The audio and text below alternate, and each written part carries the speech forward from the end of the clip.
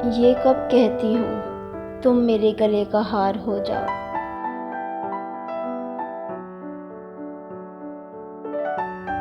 یہ کب کہتی ہوں تم میرے گلے کا ہار ہو جاؤ۔ یہ کب کہتی ہوں تم میرے گلے کا ہار ہو جاؤ۔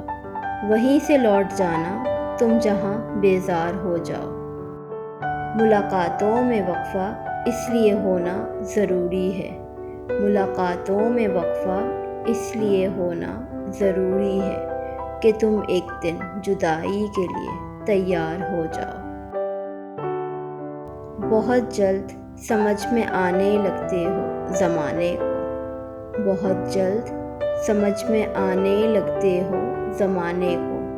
بہت آسان ہو تھوڑے بہت دشوار ہو جاؤ۔ بلا کی دھوپ سے آئی ہوں میرا حال تو دیکھو۔ بلا کی دھوپ سے آئی ہوں میرا حال تو دیکھو۔ بس اب ایسا کرو تم سایہ دیوار ہو جاؤ۔ ابھی پڑھنے کے دن ہیں لکھ بھی لینا حال دل اپنا۔ ابھی پڑھنے کے دن ہیں لکھ بھی لینا حال دل اپنا۔ مگر لکھنا تبھی جب لائق اظہار ہو جاؤ۔ مگر لکھنا تبھی جب لائق اظہار ہو جاؤ۔